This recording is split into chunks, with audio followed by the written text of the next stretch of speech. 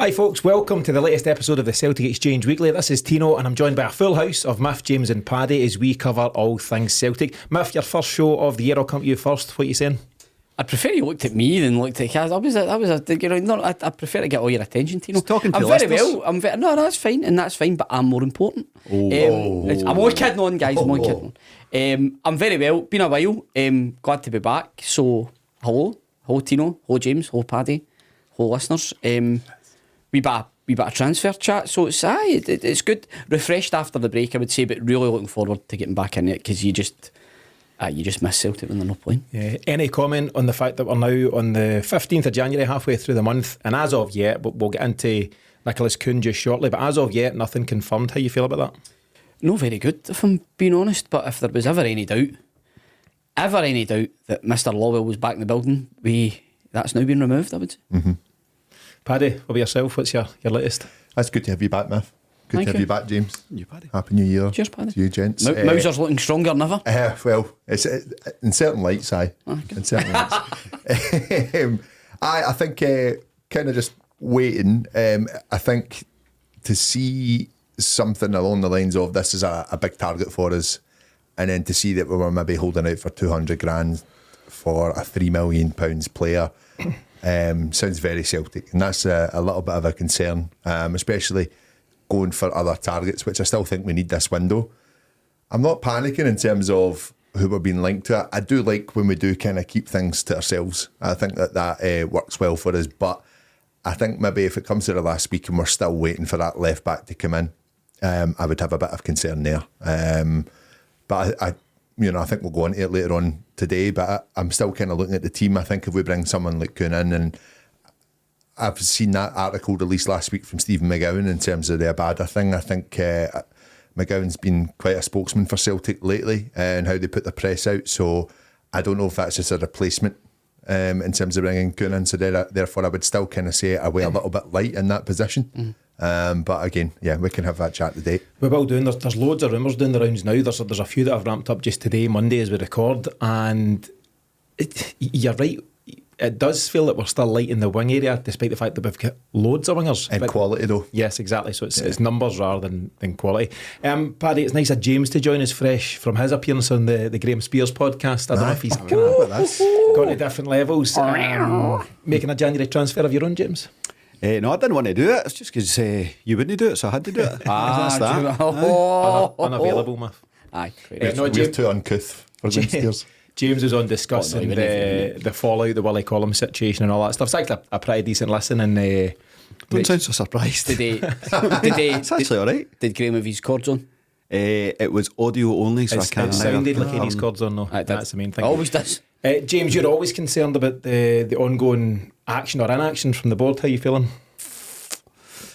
Not surprised. Turns out the surprise was when Ange was here and we were doing business in January early doors, so we're back to the norm and making excuses for ourselves before things even start. Good to see things starting to move at all today with Kuhn by the looks of things, and even if it's just rumours, good to see some noise going around in the positions that we know we need to fill. Not a lot of noise around the striker area beyond Chris Farston, is it? Kvistgarden, Matthias Kvistgarden, Brøndby. So I'd like to see a lot more activity in that regard. Do you not think it's just mental that you know the break's coming, you know the squad's got to be depleted by players going away, and yet it's a week before a game, but and we're still here. This is what we're saying, like, and I know it can't be this way, but optics are important.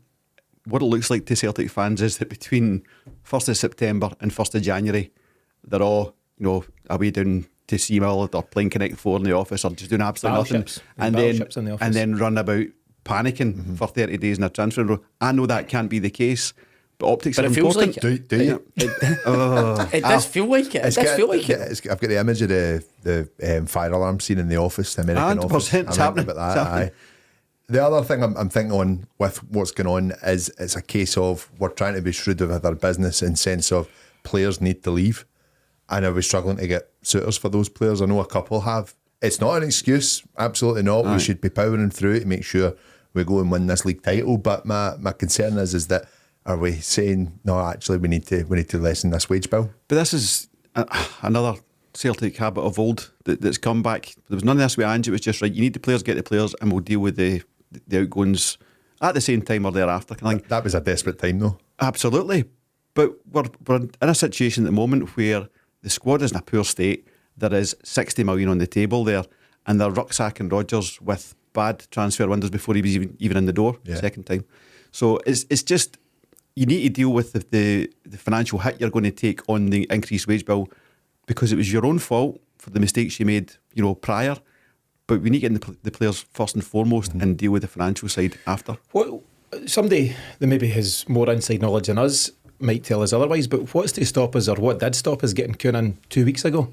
Why have we waited to mid-month, and then he'll have some personal stuff to now sort out? It's $2,000 a day. And it might be next week before he's in the building, and before you know it, he's behind the curve again. Why not just do that early? You want him, the guy's maybe keen on a move, the club are willing to sell him. Why not do that end of December, start of January? I think they've scouted him on the basis that if Abada says it's not happening here, then come and get him. I think that's what's happening.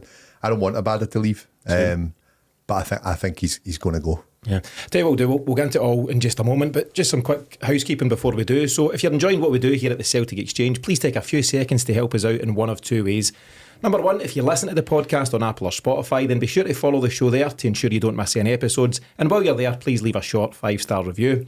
If you watch the show on YouTube, then simply like this episode and subscribe to the channel if you aren't doing so already. These small things are free for you to do, but make a big difference to what we do. Separately, if you love the Celtic Exchange but hate adverts, then there's a way to listen completely ad-free and to support the show at the same time. And links on how to do so, either in podcast format or on YouTube, can be found in the show notes for this episode. James, Nicolas Kuhn, as we've already touched on, first big question, is he another project player or one that's ready to go? No, I think he's ready to go. Yeah, I mean, project players are guys who have very little in terms of game time in established leagues, and I don't think Australia can necessarily be called that. He's not a kid. He's not 19. He's 24? Yep, 24. Turned 24 on the 1st of January. So, and there's guys who are excellent at the opt-in, the stat side of things, and they mark him really, really high. So no, I don't think we're looking at, and the fact that they can rate him really high is because they've got a body of stats to go on. So no, I don't think we're looking at a project here. I think you're looking at a first team player. Yeah, Miff, just to give you some of the information. So as I say, 24 years of age, turned 24, 1st of January. He'll arrive, to be confirmed, but it looks imminent, in a $3 million deal from Rapid Vienna. Apparently in London this afternoon getting his medical. In his short career so far, he's transferred between RB Leipzig, Ajax and Bayern Munich, albeit he's featured for their second string before eventually ending up at Rapid Vienna. He's been capped at all youth levels for Germany between under 15 and under 20. He's left-footed but comfortable on either wing, and as you might have seen or certainly read, he's got blistering pace. What's your take on him? Is it a guy that excites you? Well, I just think of the last winger we signed for Ajax. Yeah, Director. And he is possibly one of the worst players I've ever seen in my life, not just playing for Celtic. He was horrendous. Didn't even really get to see him. Horrendous. I'd seen enough. Did he not score against Ross County in his debut? No. I think he fell over looking for a penalty against Ross County in his debut, and probably was never seen again for 6 months. I'm trying not to let this signing excite me, on the basis that it's a pretty much a template Celtic type of signing, lower to mid-range fee for a player in a position we've already got quite a lot of players in who might be quite samey to who we already have. Made the mistake of them watching YouTube highlights, and it appears that the strikers in his team don't particularly like putting the ball in the net, because his stats would be far better if, from what I seen, some of his chances that he created were converted. He looks direct, he looks fast, he looks like he's got a trick. Here's hoping that he arrives with confidence and brings that onto the pitch, because the nature of the teams that we play against, we need that type of player who's going to be direct, who's going to take people on and cause disruption in defences. It's just as simple as that. Get a new category for you. Right. Go. Best fullback eliminator. Right, I like that. That's one of these things. I like that. I just think he appears in profile. You're right to mention his pedigree there: Leipzig, Ajax, Bayern Munich, and even then going to Rapid Vienna and establishing himself. He seems to have been keen to go and seek first team football, which is great. Moved to Celtic, higher profile, brilliant. It seems to tick a lot of boxes, so I'm quite excited about it. But at the same time, whilst I'm happy about that, the lack of activity elsewhere and apparent lack of movement elsewhere has also got me a bit nervy. Yeah, Paddy, here's a statement for you. Keen to hear your thoughts. So, Celtic cannot sign the 24-year-old winger who's good enough for Ajax or Bayern Munich, but maybe we can sign one who's been around that level or maybe just below it, and maybe that's just what Nicolas Kuhn represents for Celtic. I think so. I think you don't knock about those clubs for no reason. Someone's seen something in you. I know what you're meaning with Bo Richter, but I think even football's changed in the 10, 11 years since we had him at our door. I think that for me, it's at a really, really good point in his career, nowhere near his prime, but also at a point of, right, if I need to make a statement in football and I want to make as much money as I can in football, now is the time to do it. I think he definitely has got his head down and going to Rapid Vienna and making a real claim for them and being their main man in the wing. And I think that he'll now be looking at the opportunity to come to Celtic. It's up to him now to grasp that. Maybe the likes of Leipzig, Ajax and Bayern were all too much at a younger age. So I'm really intrigued to see what he does now.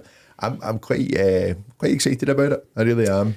I think it's a bit of a strong signing for us if we get him. Yeah, there's a guy I started following on Twitter just across the weekend. You might have seen his account doing the rounds, Invert the Wing, and this is a guy who seems to have this encyclopedic knowledge of the various wingers around. He's a big Spurs fan, he's a big Ange fan, and he was pitching the 8 wingers that Ange could and should be signing in January. This was from around about October time, and Nicolas Kuhn was one that he got particularly excited about. He actually, of his various recommendations, Kuhn was, I think, second top of his list on a guy that Ange should sign and the reasons why. There's a good quote from him. It says, "I don't know why it didn't work out at Ajax or Bayern, but he's absolutely dominating at Rapid Vienna. I'm a huge fan and think he can be a world beater. He's absolutely rapid." Vienna. Like that.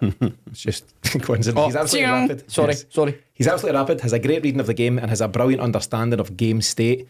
And what does that mean? But game state determines how you approach the game. The state of the game. Kinda. If you're winning, losing or drawing, is you get the savvy to keep the ball, blah, blah, blah. So, smart player, experienced player at a young age and various different things. This guy certainly knows a lot more about him than I'd suggest that we do at this moment in time, and he's really excited. So, should we be equally excited? Absolutely. I mean, like I say, I don't think this is a project, and as much as we do have a lot of bodies in the wing positions, I wouldn't say we're overly delighted with them. There's a lot of got to go. Mikey, it's time. Telio looks like he'll at least go back to Australia on loan, if not just permanent. I don't know whether it's physique or something isn't going to work out for him. James's elder statesman, still very important for the squad to have him around, but shouldn't be starting games and all that stuff. And I'm sure he's... It is what it is, Miff. Sorry, I was just calling myself. Comes to the best of us. Abada's interesting. I'd love him to stay. And if you're going to take Abada's jersey, your numbers better be amazing, because his are. I know he frustrates players, so there's maybe an improvement that can come in from Kuhn in that regard. Just be more consistent. But wingers aren't necessarily consistent players, so we might have to go through a wee bit that with him as well. Like I say, I would love to keep Abada, but if he wants to make his move elsewhere, that's up to him. It wouldn't really be like Celtic to be going and signing a guy before letting the guy go. So either it all happens together or it doesn't happen. If it doesn't happen together, I think Abada stays.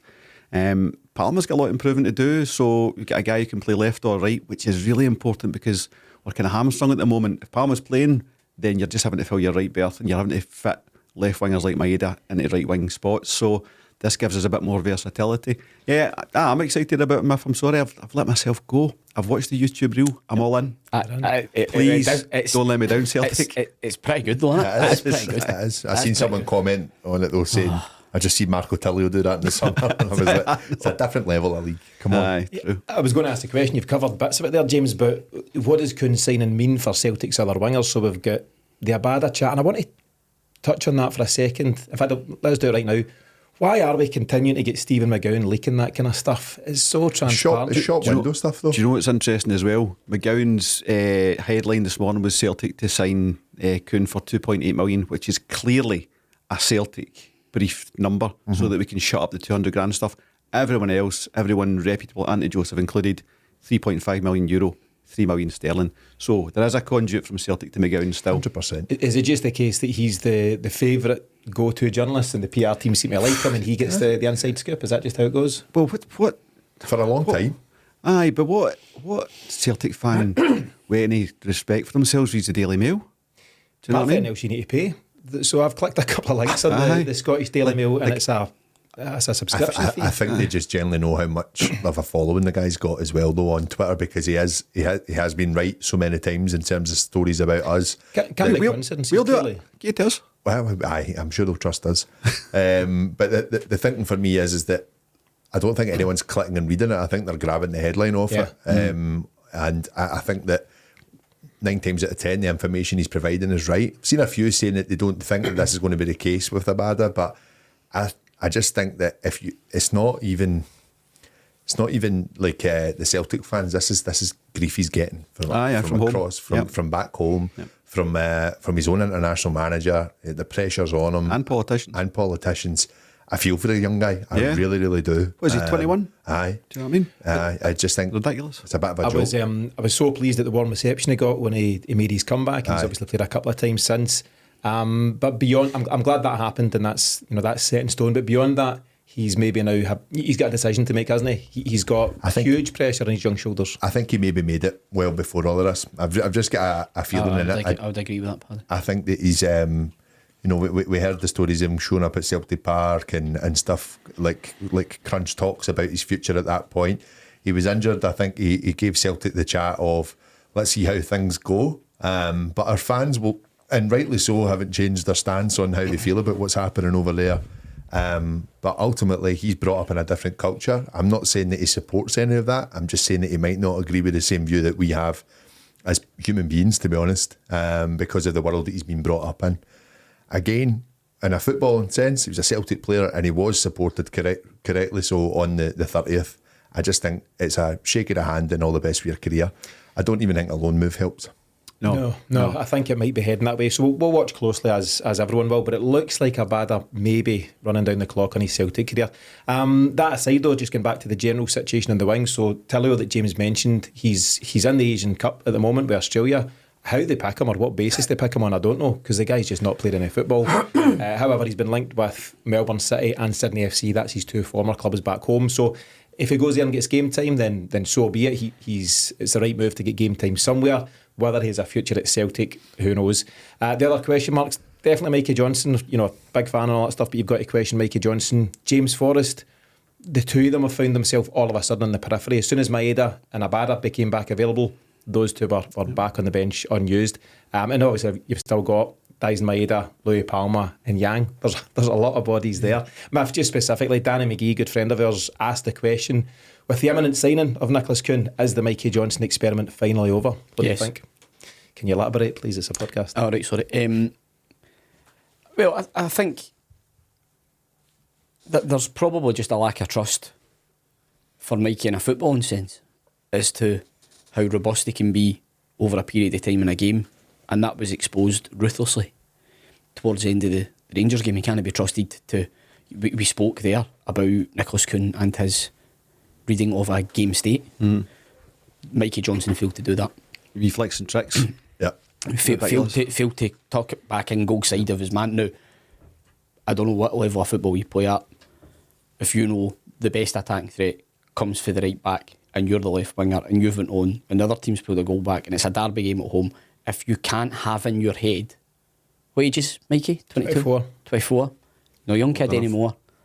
If he's not got that, what can you do? What can you do? Yep.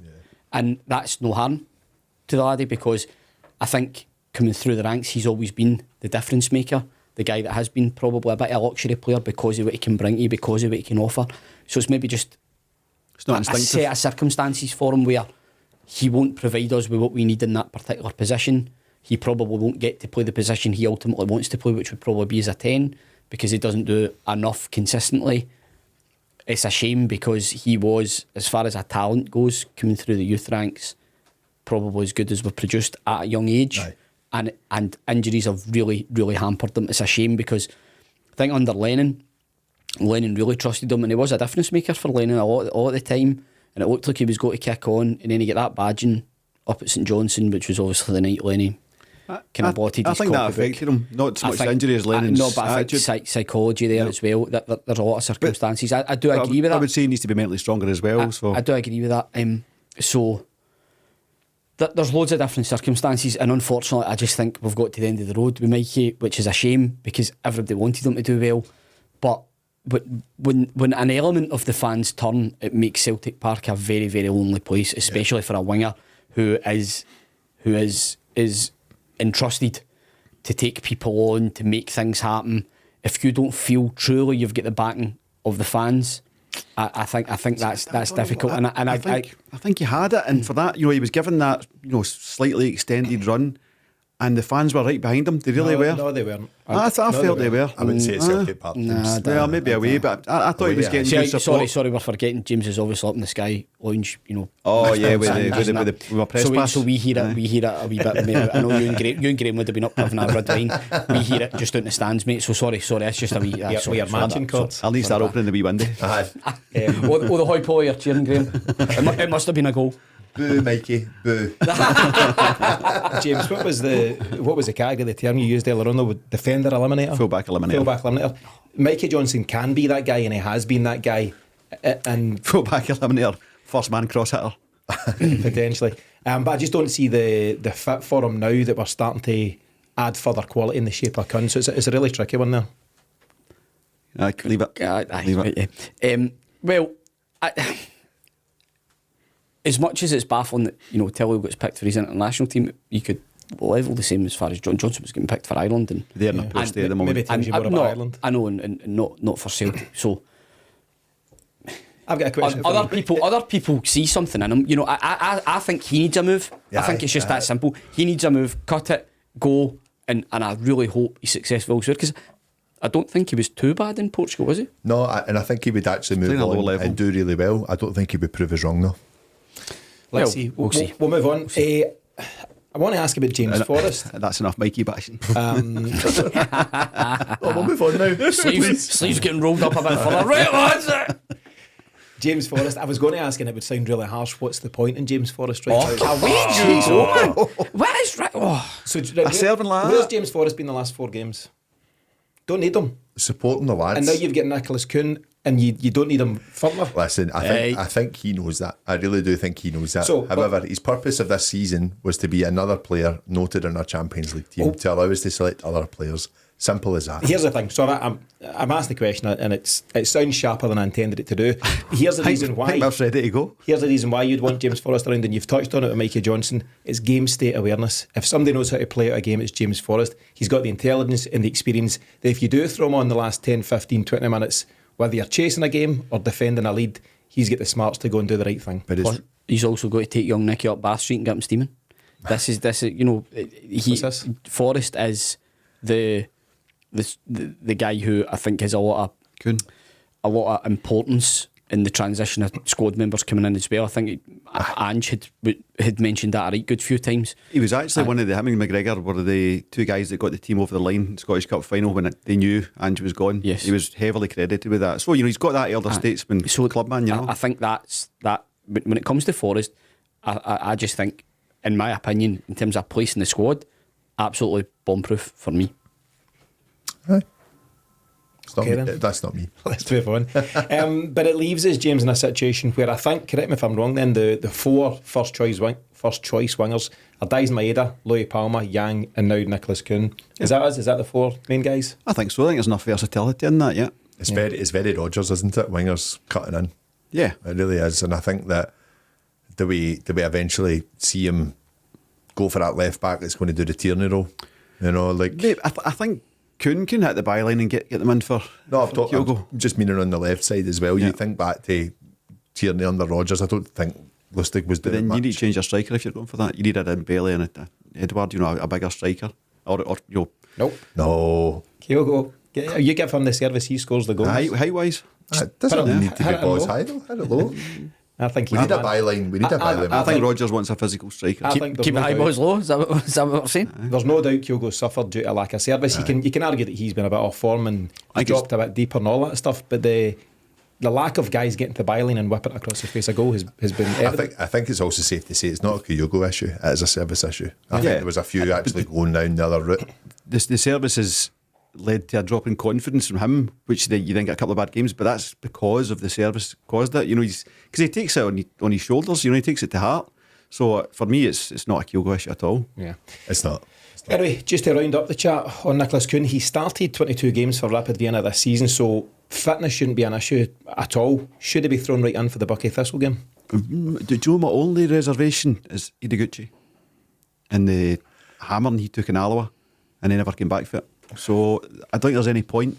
Maybe give him 10-15 minutes as get legs warm kind of thing, but I wouldn't be risking him in a game where you've got guys who are maybe looking to just make a name for themselves, not in terms of injuring someone, but being a wee bit over excited in a tackle. I think there's a risk there, overzealous. I suppose that risk applies in every game though, doesn't it? Whether you're Buckie Thistle or Dundee. I think when you're whatever. going low level at high level, I think there's more chance of that. But just on Kuhn or anybody?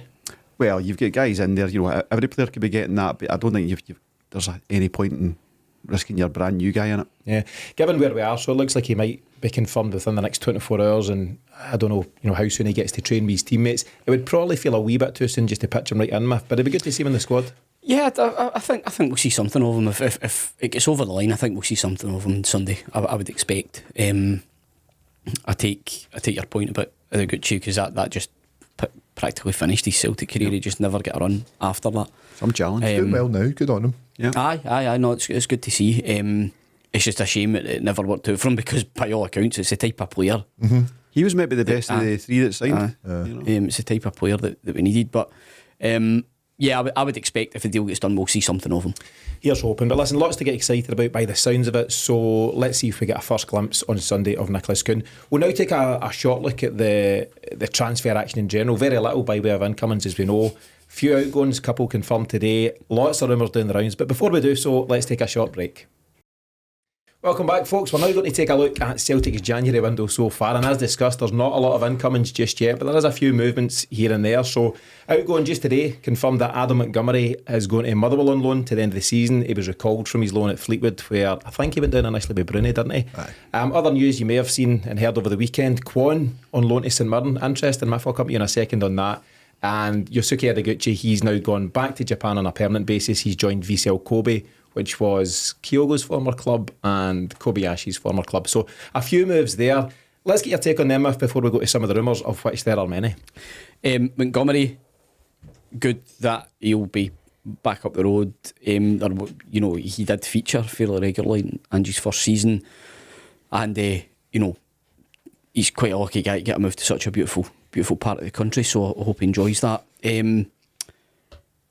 Ideguchi, like I said, just a shame that it didn't work out for him, but good luck to him going back there, because he appears to be doing very well.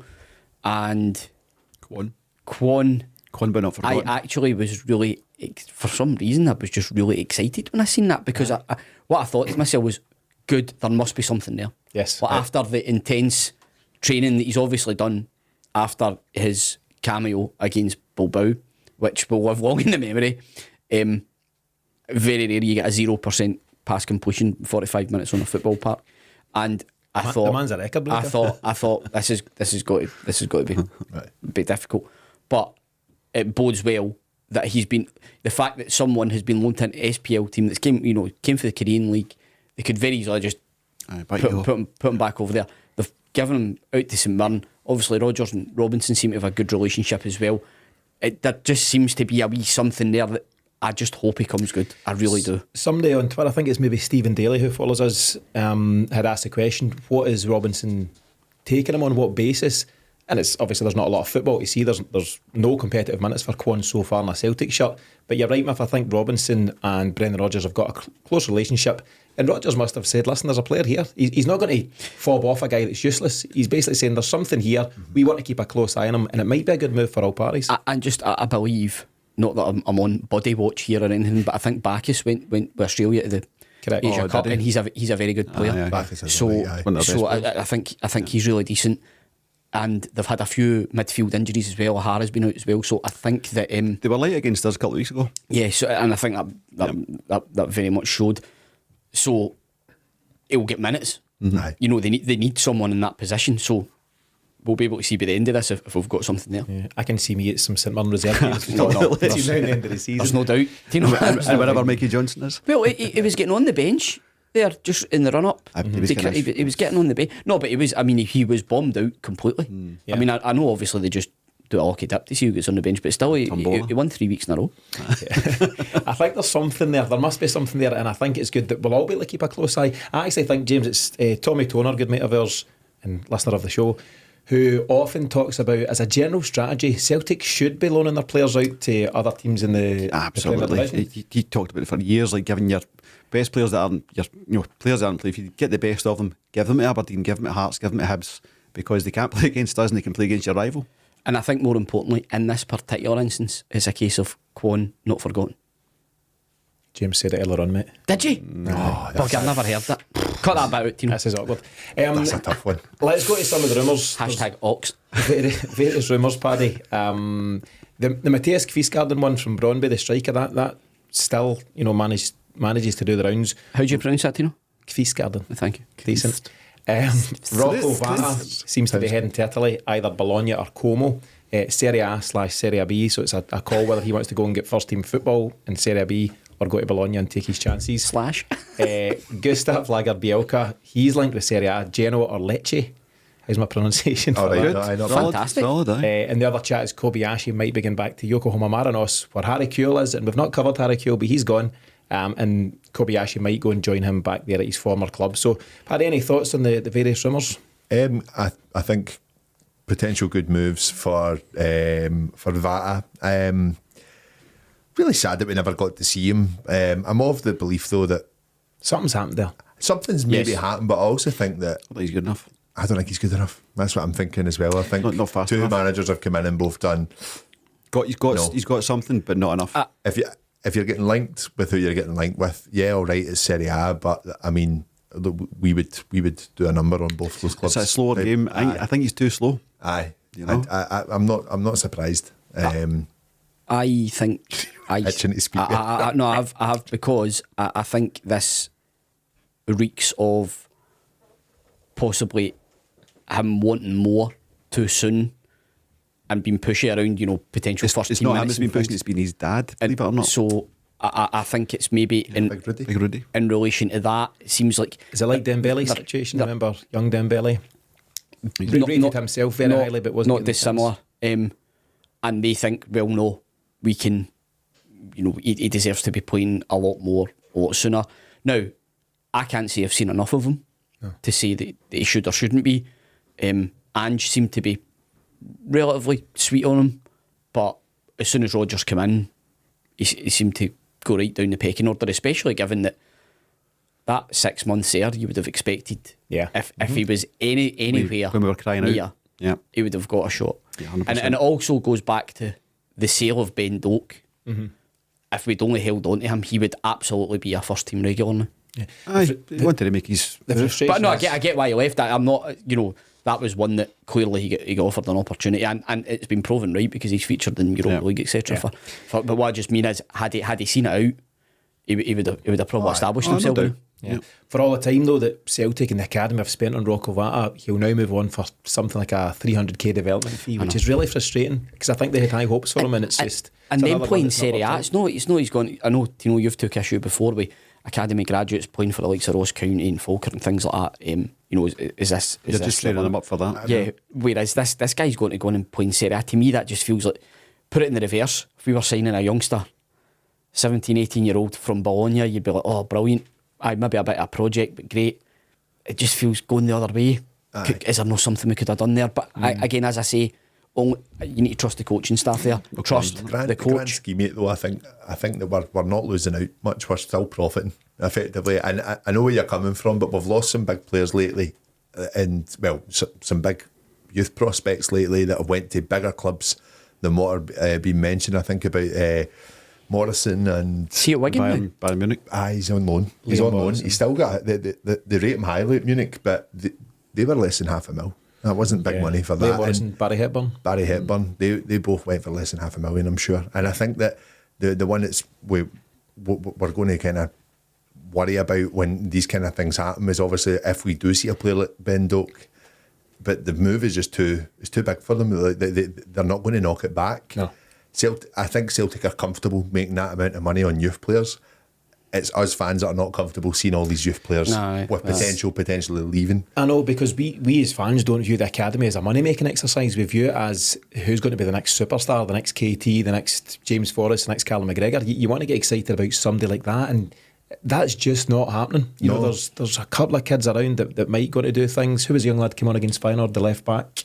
Mitchell Frame, for example. You know, there's a bit of hype about him and some others, but we're crying out for that next big superstar for the academy, and it doesn't seem anywhere soon. We are, but we're also a club that needs to win week in, week out, and I just don't think they want to take the risk. But then I know they've had an absolute horror show of a season so far this year, but you look at Ajax are kings at what they do with their youth teams, and I think they cycle. That's why they have that trajectory into it. Yeah, and I'm just a bit like, but ultimately their fans still demand success every single season. They don't care who they're up against, and 1-0's not a 1-0 win's not a good result in their eyes, and that's kind of the same as us.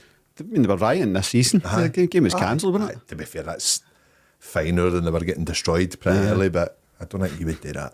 Anyway, to bring us back on track, a couple of rumours that I've not mentioned, I kind of should have scribbled them down. Owen Beck, as I'm coming in tonight, there's rumours about him coming on board from Liverpool, ramping up. Paddy, you and I had a quick chat before we came on. The suggestion is it might only be a 6-month loan deal with no option to buy at the end of it. You wouldn't be best pleased if that was the case. So Owen Beck, for anyone that doesn't know, he's the young left back. He's a Liverpool player, but he spent the first half of the season at Dundee on loan and done very well. I think he's done very well, and I think that, you know, I would be interested in signing him. I think the deal needs to suit Celtic, though. I think we speak so much about players coming in and settling into the team, especially players we sign in January. For me to sign someone and then just let them go in the summer and start again, finding a left back that's hopefully going to come into our style of play, I just don't think it works. I think we've seen a lot of the new guys that joined us this season, especially the window that we had in the summer, and the ones that we were hoping to kick on for us and really stake a claim. They were getting into that first Champions League game and they still didn't really know their position in the team. I think that if you're going to try and replace that position from Greg Taylor, you get someone, yes, with an option to buy, or you go and sign someone permanently.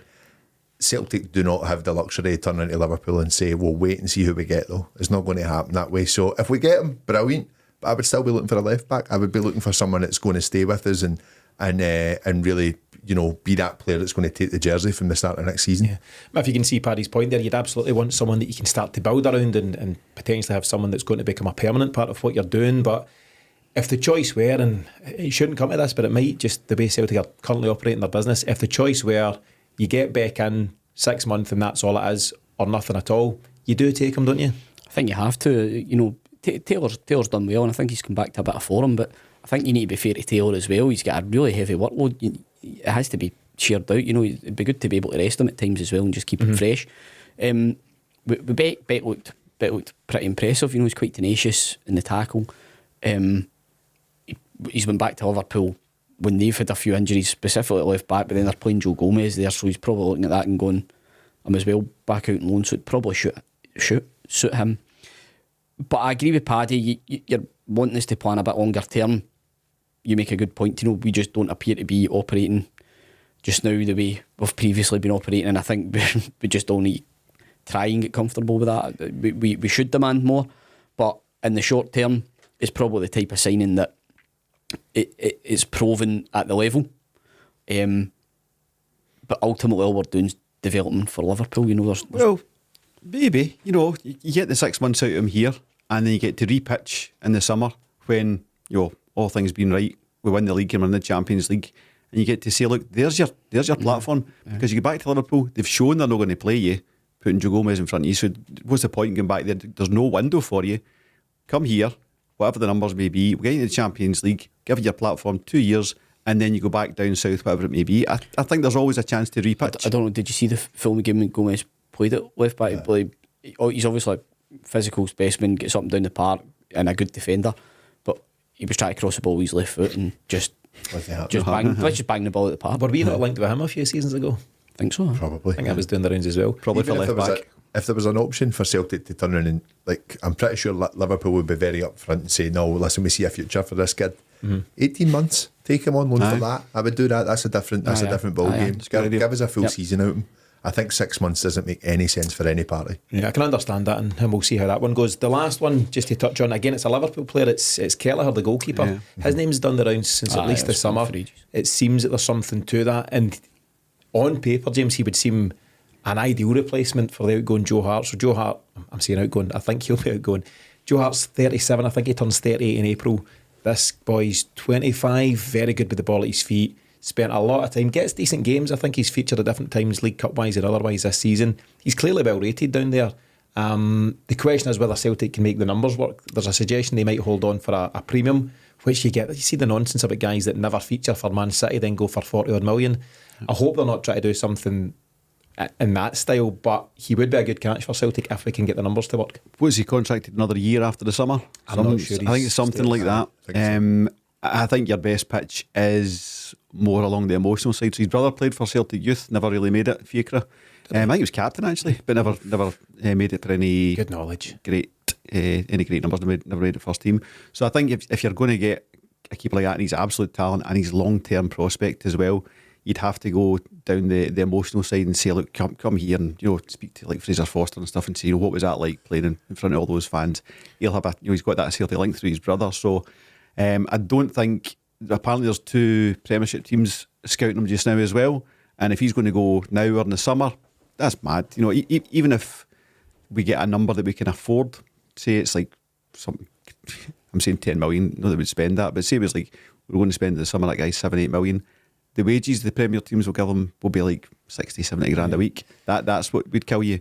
So his agent would probably be nudging him along that way, but if you catch him on the emotional argument, you get a chance. Just get a couple of beers on him. Absolutely. Give him a bar seat with the boys. Nicky and James. The boys CD. The thing is, James, if it's between 8 and 10 million for a fee, Celtic should pay that. See if it's a 25-year-old goalie who could be a long-term solution, they should pay that.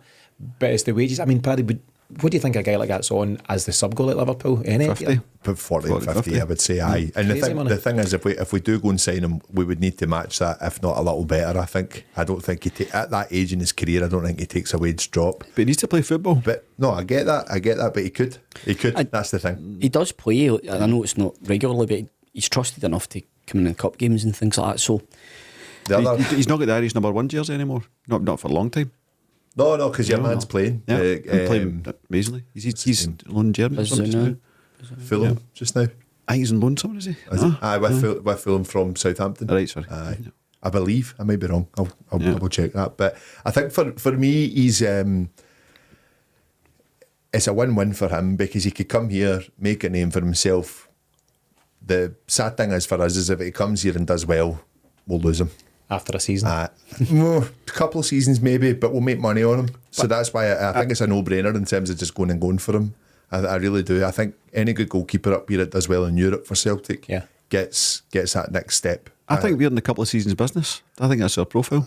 I get that, but then you do nothing in Europe if you stick on that basis. We had that chat last week, so we spoke, myself, Paddy and Assam, about Matt O'Reilly, and could Celtic potentially convince him to knock back any offers in the summer. He will get offers in summer and he'll most likely leave in summer, but could he be swayed by we're building something here and you're a key part of it, and that's the sell? So instead of getting these guys for 1.5, 2 seasons maybe, you get them for 2.5 to 3. But my head just tells me that James is right. It's a 2-year thing at Celtic for these great players, which is a sad I know of where we are. It's horrible as well because you get so attached. You think of Angie's first into second season team, you get so attached to them, and then slowly you don't realise it at the time, but then you look back at the starting lineup and you go, geez, 7 or 8 of them are away, and it's just the way modern football is. You look at that. If you go even to the lower leagues in England and even in Scotland, teams like Motherwell, St Mirren, they're effectively a new squad every season. It's just because they're trying to wheel and deal, and they do well at it. Of course they do. So it's just the way modern football is. But for me, Kelleher is exactly the right profile. Young enough keeper, would have a resale value, so that would keep Big Pedro happy if he did dip into his pockets, which looks unlikely. But I agree. I think he's probably, from a Celtic point of view, overexposed in England. that he has Aye, profile. he's been in the shop window, Yeah. and someone, relatively established in England in the Premier League would buy him and he would improve them. Is that where we're at now, Paddy? We can't get Liverpool's number 2. We need to start looking at teams' number 3 goalie. To Miff's point, guys that haven't really played many times but has developed at a decent level, a decent club. Can remember when we signed Tony Warner, and that was the chat. Everyone, he's Liverpool's 4th choice goalkeeper. Warner was Everyone good. would tell you that. He was all right. Good enough for us. just really good goalie. Anyway, before we just wrap up the transfer chat in general, any other rumours that you lads have heard that I've missed on? There's lots doing the rounds, but they seem to be the main ones for now. We'll Anything just else? start making up rumours on the spot. Is that what you're really asking for? Could do that. We'll do that next week. Okay, let's take a short break before the Mystery Celt, which this week is coming from James. Welcome back, folks. We're now going to do this week's Mystery Celt, which this week will be provided by James. But before we do so, let's take a quick look at last week's Mystery Celt, which Paddy brought to us. Did you two lads play along at home? Do you remember enough? I'll give you the clues quickly, just in case. So clue number 1 was this player played in, as well as Celtic, played in England, Cyprus and Thailand. Clue number 2, he has 6 caps for his country. And clue number 3, he played under Harry Redknapp. Did you get it? I thought it was Skepo, but I was wrong. Oh, no. An idea, Miff? Not get time to Ponder. let you stay deep in thought. Mark Burchill was the answer. Provided by Paddy / Paddy's wife, who seemed to have a thing for Mark Burchill. She did. At least back in the day. I don't know if it's still live, is it? I don't know. He's around. I don't know. I'm Still here. handsome. I'm here. So I'm Miff, here. your own thoughts on Mark Burchill. It was actually decent. Probably just came through at the wrong time, really, because I think Larsson was obviously there, and then we invested heavily in Sutton Larsson, and then that was when he sort of moved on. So, but a good goal scorer, and was probably just shy of being a top level striker, but was still a very, very good striker and had an excellent career. Yeah, kicking about Celtic, kind of the late 90s. And Paddy, you mentioned Tony Warner. Both of those players played in the 5-1 game. Probably the highlight, the peak for Mark Burchill, scored the 5th goal. Great goal. Really good goal. And I met him at the Palace that night, Hamilton Palace. So big day for Mark Burchill all A around. very big day. I'm sure I remember Could it have got well. to meet Tino. We were in the gas. I was working in the gas that day. That's correct. I was working in the gas that day. More relevant stuff that people won't be interested in. Everyone will sleep the night. Yeah, but he was unlucky. He was a decent striker. I think he still holds the record for fastest hat-trick in Europe for Celtic. Unisesh. Against Unisesh. So, and as you rightfully say, James, we're on a decent career, done the rounds, and I think his daughter plays for Celtic women's team at the moment as well. So he's still Good luck to her. there or thereabouts, Paddy. So keep Kate in the house if Mark Burchill's doing the rounds. Okay, James, you want to provide the clues? You want to provide the clues for this week's Mystery Celt? Please hurry up and move on. Aye, move on. Provide the clues. Say something. Anything. Right, easy one. New year. It's an easy one for you, right? Paddy McClure. Eventually, you'll get it eventually. Good lad, Paddy. Yeah. Good lad. I played for 4 teams out with Celtic, including FC Twente and Rapid Vienna. Bit topical there. Okay, In nothing yet. Can you go, Paddy? Just say No, it. no. Get the guesses are free. No. No? Yeah. Okay. I was capped 19 times for my country. No. Doesn't really help you. I'm still active in football as a senior scout at a top European club. Got 2 bonuses if you need them. Aye. Bonus, please. I'd like one. Rasmussen. No. Nah. Bonus 1. I've scored at least 2 of your favourite Celtic goals in the last 16 years.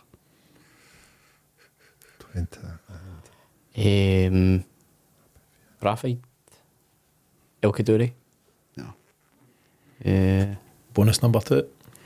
My clubs are Twente, PSV, Celtic, Rapid Vienna, PSV. At Rapid Vienna. Was it? Yeah. Didn't know. Didn't know that. There you go. Top man. The answer will be beeped out, so everyone at home can have a go. And as always, we'll put the question out on social. If you want to set the Mystery Celt for a future episode, just get in touch and let us know, and we can set that up for you as well. We'll move on to the final section of the night, which is listeners' questions. And similarly to the Mystery Celt, if you want to send your question in for discussion by the panel, then you can do so at any time in one of a few different ways. Firstly, you could send us a DM on Twitter at Celtic Exchange. You could leave a voice clip by clicking the icon in the bottom right of any page of our website at thecelticexchange.com, or email me directly on tino@thecelticexchange.com. What is it, Miff? You don't send a DM, you slide in. To foot it. From a man who knows. Fair enough. So the question this week comes from Robert McKeown. Robert is at RMKEO82 on Twitter. Robert's a good friend of the show. Quite simply, he's asked, if we don't sign cover at left back and striker, do you think we've got enough in the tank to win the league? I think it'll be difficult. I think we need to fill those positions in order to protect against any injuries. I think Miff made a good point about Taylor. The workload's been too much. Bernabei's just not there to try and pick up the pieces if he does fall injured. I don't think he does the job for us at all. So no, I think it would be a very, very tough decision if we were just to leave that line open. And I think it would be a very difficult league to go and win. I still think we have it in us, but I don't think we need to be under pressure that way. Yeah, James, it would be hugely disappointing if we do announce Nicolas Kuhn in the next 24 hours and that's it. It would be disappointing. It wouldn't be the biggest surprise. I've got, I suppose, two answers for Rab. One, depending on whether Peter Law's listening. If he isn't listening, then yes, I think we have enough. I think there's a chasm between Celtic and Rangers, and I think they're about to go on tilt. If they don't take maximum points the next 3 games, I think they're in all sorts of bother. He's in all sorts of bother as a manager. He's doing crazy things in friendlies. It's, ranting at, post-match games and stuff. I think there's such a chasm between us. I think we've more than got enough to deal with this. We shouldn't ever be taking that as our way of doing business. We need to bolster the squad. So yeah, I think we should sign those positions. Even if you're just looking ahead to, hopefully win the league and getting Champions League, then they're established, they're ready to play. They're not, as Paddy's saying about Owen Beck, you're not having to kind of get somebody back up to speed straight away. So yeah, we definitely need to sign those players, but I think the squad's got enough to deal with. My worry is that I'm not entirely worried about them, to be honest. I'm worried about the first half of the season and the inconsistency that we showed, albeit some great results there at the end, and to walk away with 4 wins out of 4 leading up to that winter break, I was really happy with that, really impressed by it as well. I didn't think we would actually do it. I think now that what we've got here, we've got the 8 points and hopefully remains more, but it could come down to 2. I just think that we don't sit on our hands here. I think we really need to get more players in. We need to bolster what we're doing, because as we've seen the first half of the season, it just takes injuries. I think the style of football that we play, we attract injuries. It's just part of what we do. We're trying to play at a really high tempo for the majority of all our games that we're playing now. And I just don't think the cover's there for the positions that are needed. And the knock-on effect between left-back, goalkeeper and left centre-back is there to see, lass, in the first half of that season. And I'm not having a go at Scales, but he was caught in a hard place between Joe Hart and Greg Taylor, and a lot of mistakes were coming from that area. People will target that, so we need to be ready for it. Aye. Last 2-3 months. We need to be ready. And as always, Miff, it's complacency that could be Celtic's biggest problem here. Absolutely. To go back to Rab's Robert, sorry. I don't know if it is Rab. I'm sure he won't mind. I don't know. To go back to Robert's point, no, I don't think we win the league because Kyogo's only 8% fit. That's something we seem to continually walk past. Yeah. That's shoulder. Yep, well done. So, for that point of view, it's not going to take much for there potentially to be an issue there. Mm-hmm. And yet, we don't seem to be wanting to safeguard ourselves against that. I would have thought that would have been something that would have landed very early January because it's priority, because of the circumstances. Left back, less so, but then I suppose the same thing goes. Taylor's been heavily worked. You're only a strain or an injury away there. Then what you do, you putting Scales out there, you bringing Bernabei in for the cold. And imagine Taylor gets injured on Sunday. Do you know what I mean? We're leaving ourselves needlessly short. So for me, I think if you had injuries in those positions, it would be a struggle, if I'm being perfectly honest. And also, I take the point about that this away trip that Rangers have had seems to have been a wee bit of a sort of comedy fest and various different things happening. calling it La Mangled. But I don't think you can just walk past their form against other teams. Aye. You need to. their form since Clement's come in, their form against other teams has been better than ours. It's easy to get at least one penalty a game. No, but look, we've had injuries. But they're going to keep They've had getting that. injuries. They've had injuries. We've had injuries. They put away the other teams better than we did. That's just a fact. So, whilst I accept we're 8 points clear, but they've got their 2 games in hand. For me, I don't think we're in a comfortable enough position where we can be complacent. No. This is a title race. Yeah. So sign who we need to sign, and if you don't, then that's poor for the board, and it's on them. Yeah, exactly. So just the lie of the land, and most folk will know the position, but Celtic are 8 points clear, but Rangers do have 2 games in hand, so it could come down to just 2 points. We've now played 22 of our 38 league games, so 16 remaining. The goal difference, which could be relevant, I mean, that'd be terrifying if it came down to goal difference, but at the moment Celtic are plus 38 and Rangers are plus 30. So I suppose just, to answer the question then, James, if we don't sign anyone, do we still have enough? Yes or no? Yes. Paddy? Yes, but it'll be a struggle. Yes, but. Yes, but. Yeah, Miff? Maybe. One each. 2 yes of it. I think yes as well, but to James's point, let's not let that information go Why back would to you? Celtic. I would say this. I think, and no offence to the team that we have, I really mean that they've done so well in the last 2 seasons, but it's two poor teams. It's 2 poor teams this season. It really is. We've been watching some really, really poor football in the first half of the season. Suspensions and injuries, granted, yet we're taking them into consideration, and I will at the end of the season, of course.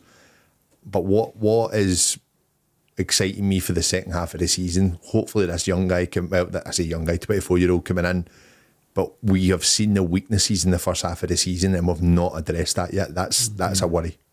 What, on the other side of that, I take confidence in the fact that we did struggle for consistency, inconsistent team lineups, inconsistent results, we got all of that. But all of a sudden we've managed to string together 4 wins for the first time this season and looked like a far better side in those last few games as well. It was, on paper, it was all about getting results, but actually the way Celtic played and the way they approached those games, I thought was really encouraging. And I have a theory in that. I think it coincided with Maeda being back, and I'm nervy with Maeda being away. And I know you'll look at me and go, he runs down the wing and boots the ball right out the park, and you are correct.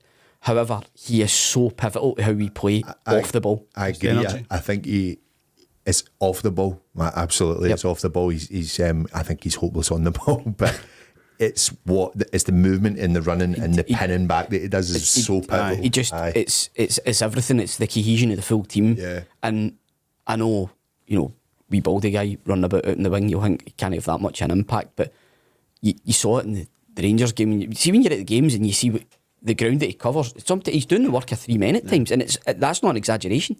It's unbelievable, and how quickly he gets back in to shape, and just there he popped up with the goal as well against St Mirren. First minute, bang, in he goes. And he's capable. What a goal!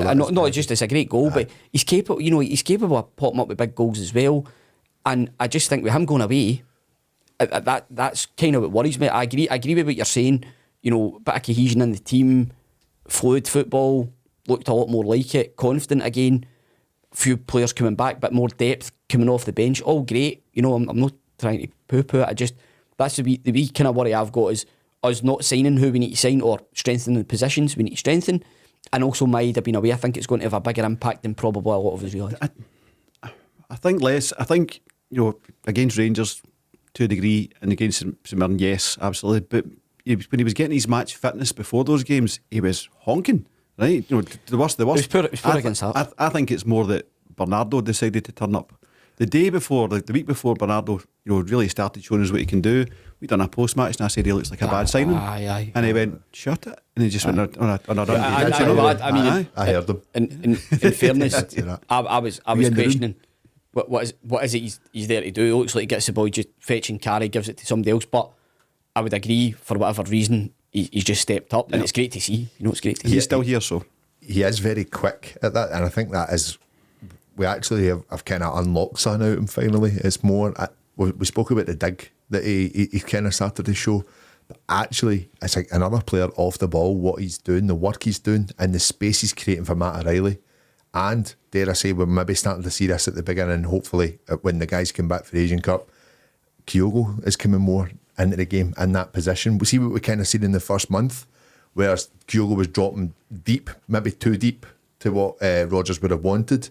But the idea is for him to drop deep and then also be that linking player as well. And I think that if you've got two players that go to run on beyond you, like Matt O'Reilly, and now what we're seeing from Bernardo, that's a good sign as well that tactic is maybe starting to come back into. I mean, the upturn in form could be a combination of all of the above. It could certainly Bernardo's individual form has been a reason for it. Maeda's return, a reason. Hatate just being back around the squad can be a reason. He's not had many minutes. Loses the game. Levels are up. The boost that he gives. Yeah, No doubt. the options on the bench are of a different level than what they were just a few weeks ago. So could be all of that. So I think in answer to Robert, and Robert, thanks for the question and the ongoing support. Great question. It is a good question. And I think, yes, I think we feel we probably would have enough, but we don't want Celtic to be complacent. And that's, right now, that's an unanswered question. I would be really, really upset if we don't sign what we need to sign, and I think fans would let the board know that as well. Of that, there is no doubt. And also, you're jeopardising Brendan Rodgers as your manager, because if I was his agent and he tells you what you need in January and you don't do it, I'm saying get ready. Yeah. Work to be done. 16 odd days to do it. So let's see what happens. Just a final wee bit of chat before we close out the show. Obviously, we're back in competitive action on Sunday. It's a 4 o'clock kick-off. Scottish Cup against Buckie Thistle. It's an interesting one, isn't it? It was an interesting tie. Biggest day of their footballing lives for them as a club, and they seem to have approached it in the right manner. It's none of that, careful what you wish for, lads, but they were delighted to get Celtic. I think it's just whether you're a Celtic fan or a Rangers fan playing for Buckie Thistle, it's a huge occasion. They seem to be having a decent season. They're 5th at the moment in the Highland League, but they've won their last 10 games on the bounce. That includes 3 Scottish Cup ties. Now, I'm not suggesting for a second that Celtic should be fearful of what they bring. If Celtic even half turn up, we should be more than capable. But it's an interesting game. It's an intriguing one and one to look forward to. Yeah, I mean, that is the beauty of the cup, isn't it? You get teams to come to, and getting the away tie was great for them as well, because it's a money maker. So it should be an interesting tie. It's the first game back after the break, so we were a wee bit colder. But yeah, I think we'll obviously do the job. Interesting question. I think they were going to request if they could wear the hoops and we wear an alternate strip. What's your answer? Yes. Yes? Oh, you let them, man. No chance, man. No. Celtic wear the hoops at home. No chance. It's their day. I know. Correct, Paddy. That's what I was 1-0 Buckie Thistle. It's their day. A couple of It's their day. safties. It's their day. Let them man. wear the hoops. And then a few folk maybe buy it and that give them a turn. You can buy it anyway. I wouldn't buy the strip. I'd just buy Buckie. 2 games in a row, Celtic will be a The bottle that is not the town. Celtic Park will be a sea of green and white. Yes. 2 games in a row. I think you let them. You let them. Yeah. Barry, is that a game you're looking forward to? Tough crowd. Aye. if the weather's like -7, probably no. It's going to be fresh 4 o'clock on Sunday. Aye. No, I think well done to them for getting to where they have, and I absolutely, I'm with you. Like, that's the magic of the cup. That's what it's all about for these guys getting this opportunity, and a moment they'll never forget. I say that. Do we go and stick 5, 6, 7 past them? We probably do. I'm of a certain vintage. I can remember. Did we only beat Whitehill Welfare 2-0? 2-0. I was at it. Easter Road. Aye, Easter Road, and we played East Kilbride fairly recently as well. When was didn't that? 95, Pierre 96. was playing. Pierre had just signed 95. I've no recollection. January Aye, 96. aye, aye. Celtics in crisis banners. Aye. Yeah. The old main stand. East Kilbride. Yeah. Under Yeah, Dyer. remember that. Yeah, Did they? 2-0. What I'm saying is Who there's scored? The West Ham guy. Carlton Carlton Cole. Karen Cole. He's aye. got. Aye. What I'm saying is there's previous for these games been, you expect it to be a cricket score, but in actual fact, you've just got guys defending for their life, and Yeah. it being, Because they're all defence motivated. attack, defence attack, and it maybe takes a while to break them down. So, I mean, was it last season or the first season under Ange? Was it the Morton game or the Dunfermline game? Was it Dunfermline or Wraith Rovers. was it Wraith Wraith? Rovers. Wraith Rovers at 4-0. midweek, cold night. Liam Yeah, Scales Liam scored. Scales. And Liam Scales I getting think no. In roasted fact, for it was a Morton game. Passing. It was a Morton game, and Morton were brilliant for the first 10 minutes. And then we get a really dodgy penalty. But it just these games sometimes the Same old opposition are Celtic. so it's just typical, but they're so motivated. Of course. When they come, so it's up to us to match it. Yeah, I think so. But as I say, it's an interesting one and one to look forward to. So 4 o'clock Sunday, Celtic v Buckie Thistle and the Scottish Cup. Paddy, your final comments as we start to wrap this one up. Yeah, just excited for the second half of the season to start. I think that we do have a long way to go. I think I would just feel a bit more comfortable if we get the players in that we want in. I don't know if my trust is there for the board to go and deliver that, but I definitely believe that my manager will be pushing for it and asking for these things to happen. if we get them, we're going to push on. I really think so. I think we just hope that we're not leaving it too late at the end of this window. I'd like to get the guys in now. I take your point in terms of players maybe being at risk in a game like Sunday, but also what a way to go and start your Celtic career bagging a couple of goals or even getting a couple of assists under your belt to start things off, and just to play, the fans getting to see a sight of you as well. So I wouldn't just want one in. I wouldn't mind a second player being in. When you said my manager, I was looking at Miffy, gave you a right dirty look. Did not like I've backed him since day dot. So I know you have. Aye, good. I've no. I know you. James, your own final comments. Yeah, I mean, I think the winter break's been handy. You saw the players get a bit of R&R, and then... Did you see the pictures of Riley? I can't believe it took you this long to bring that up. Come on. Gee. So a bit of that, and then... Interestingly, Kate's not in it. Matt O'Reilly, is that right? She says that she's just appeasing me. Aye. She's appeasing me. It's all talking. Aye. Sorry, continue. Back on the training pitch, last Friday. So yeah, getting them back up to speed. Good game to start back against Buckie Thistle. Should be a bit of a kind of celebratory atmosphere for everyone, and great for them to get to that big stage.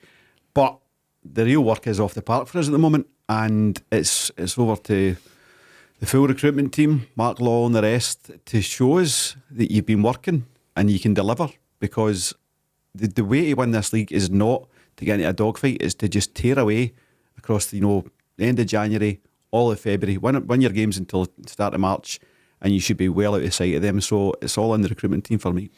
I'd agree with that. My final words go to you. Great to be back, and great for Celtic to be back as well. I'm actually looking forward to the game Sunday. Just it feels like something a wee bit different. So really looking forward to going along, and looking forward just to going and watching Celtic again. Simple as that. A few signings, please. Yes, please, absolutely. Please. That wraps things up on this latest episode of the Celtic Exchange Weekly. Thanks to James, Paddy and Muff for joining me, and our thanks as always to you for tuning in. We'll be back on Friday with the Countdown to Kick-Off show ahead of Sunday's Scottish Cup tie with Buckie Thistle. And if you haven't done so already, be sure to sign up at thecelticexchange.com for our free weekly newsletter, Celtic 321, in time to receive the latest edition on Tuesday afternoon. But in the meantime, as always, thanks for supporting the Celtic Exchange, and we'll see you again very soon.